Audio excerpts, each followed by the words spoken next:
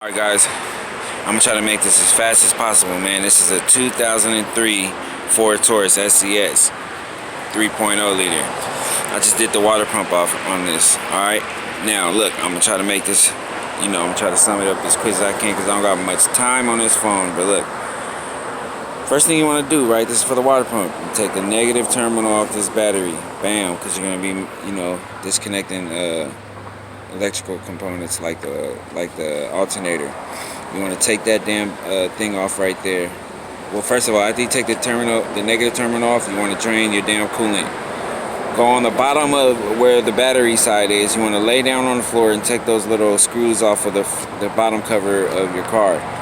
You don't need to take all of them off. That goes all the way around. No, you just take them, like, I'll say 1, 2, 3, and then 4 of those screws that's on that side. You want to yank down that bottom cover, and then you'll have access to like a little screw. You'll see it. It's like on the bottom of the radiator. You cannot miss it. You want to turn that screw and then drain all the coolant out. All the coolant is going to come rushing out. Now, to make it come out faster, you want to take the damn cap off the reservoir. That'll make the coolant come rushing out. Now, next, after you do that, you want to take the damn wires off the alternator.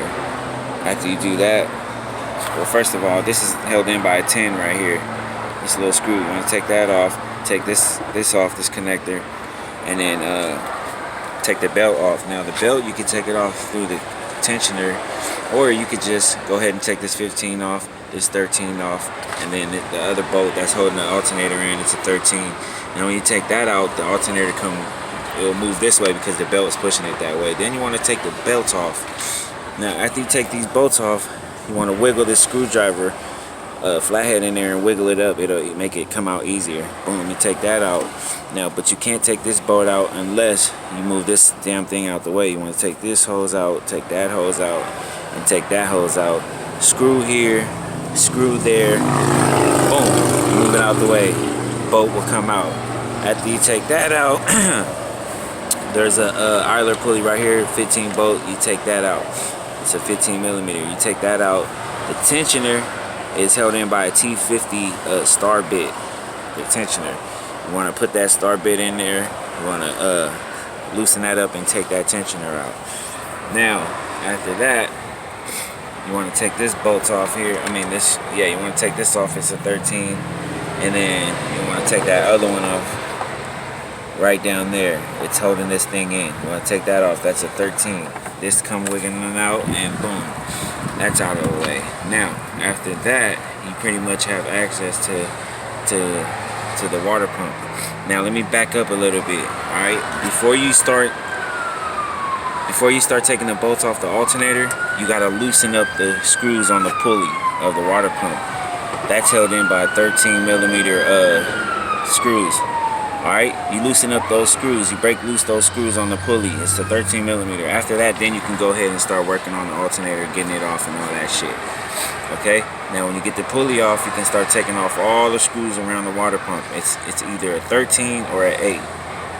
Okay, after you get the little screws off, the 8, you can start working on the 13 millimeter screws. Now be careful, because I broke the 8 millimeter screw by putting too much pressure on it.